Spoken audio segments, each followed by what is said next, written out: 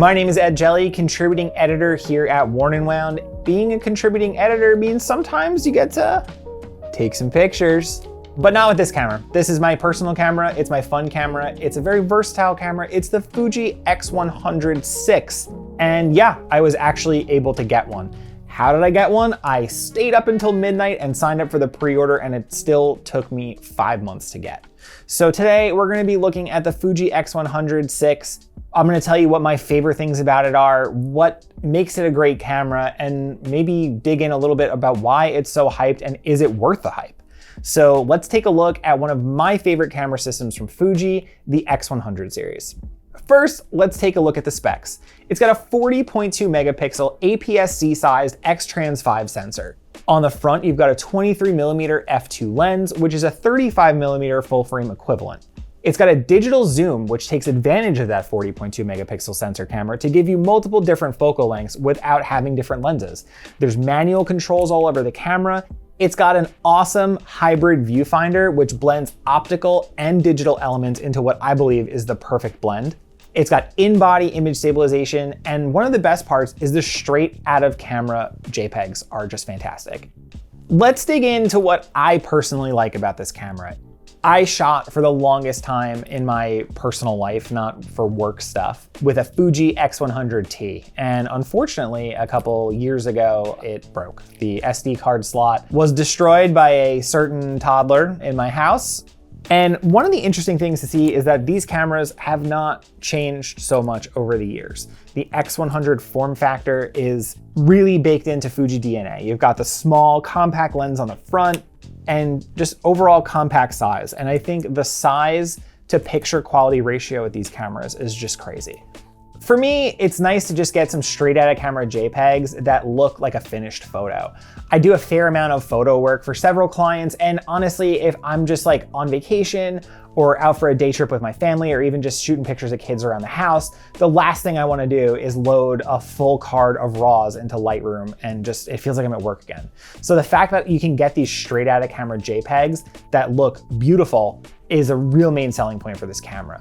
It's simple, it's quick to shoot, and the quality and quickness is just what makes me reach for this the most.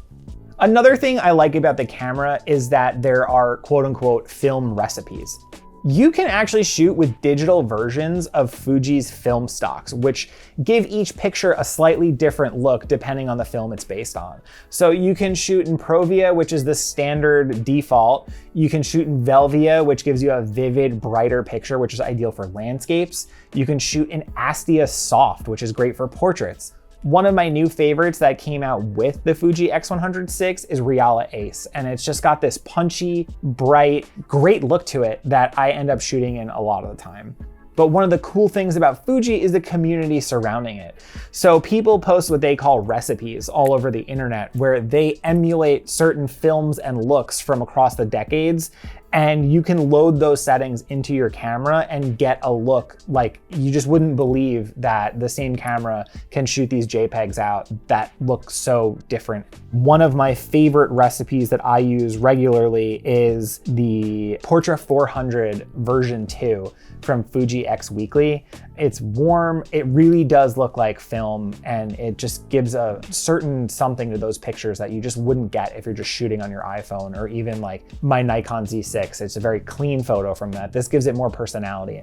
Actually shooting with the camera is great too. So one of my favorite parts about the X100 is the hybrid optical viewfinder. So you can either shoot full digital, where you see exactly what the picture is gonna look like, and then you can flip the switch on the front and you have a small preview in the bottom right corner, but you're looking through the optics of the viewfinder. So it gives you more immersion in what you're shooting. So if you're a street photographer, or if you're shooting even a family party or something, you don't feel like you're buried in a screen, you're looking through glass at your subject.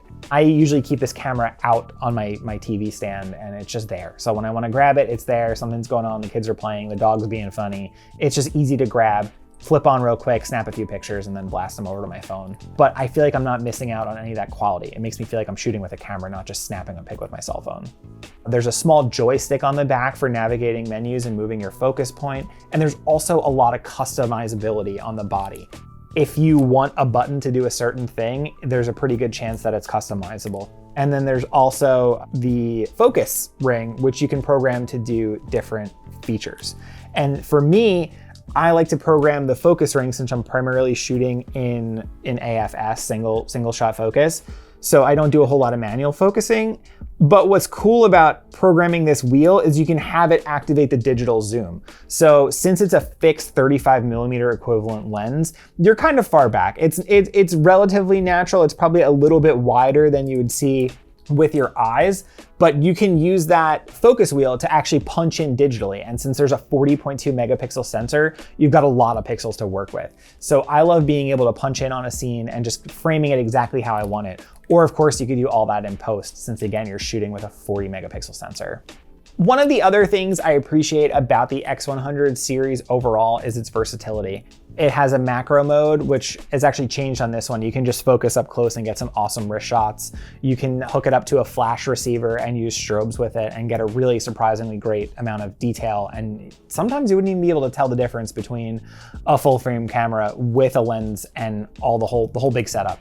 So one time I was shooting headshots for a friend and I forgot my camera batteries at home, and I ended up using my X100T with the flash receiver on it and some strobes, and ended up doing the whole shoot just with the X100, and they came out awesome. So ever since then, like, this camera really, it punches well above its weight.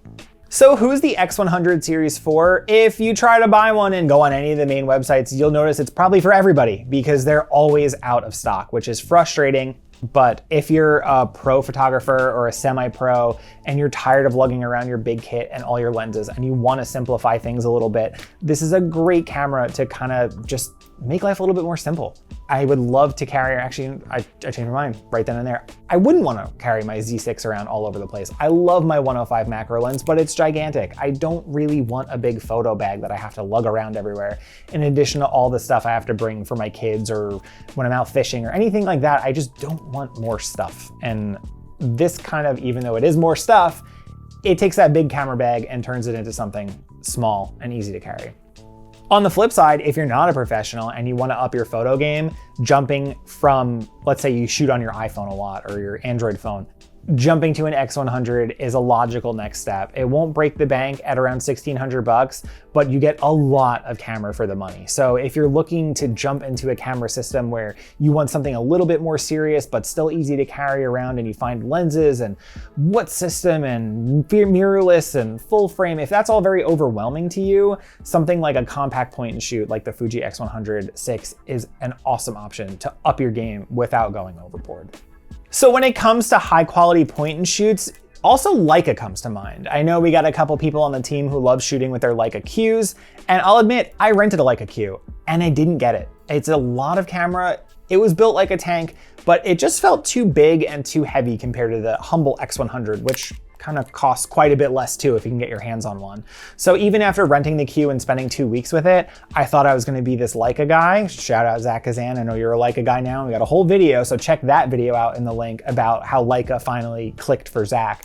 But I'm on Team Fuji. I think if there's a point and shoot, I want it to feel like a point and shoot. It's not my main camera. When I need to do serious work, I'll take out the big stuff. My experience versus the Leica Q is that this just is easier to carry around. It's lighter, and I felt like the image quality at the end of the day was pretty similar. The lens on the Leica does edge out the little 23mm f2 on the X100, but I didn't find myself selling my Fuji gear and picking up a Leica. So make of that what you will. I'm a Fuji guy. Hopefully now you have a better idea of some of my experience with this super hype camera, which I believe deserves most of it, honestly. I wish they were a little bit easier to get because Fuji should be for the people. I love this camera. I've had a Fuji X100 in one way or another in my camera bag or on my shelf since 2014, over a decade of shooting with one of these cameras. Tons of memories, tons of trips. I've shot watches. I've taken photos of friends. I've taken photos of family. And for me, I don't see a time where I wouldn't have an X100, at least in my possession. Do you like the X100? Do you think they're overhyped? Do you have an alternative? Let us know in the comments below what your go-to grab and go point and shoot camera is, and we're happy to open the discussion. My name's Jelley, contributing editor here at Worn & Wound. Please like and subscribe if you enjoyed this video. We look forward to hearing from you in the comments, and stick around for the next video.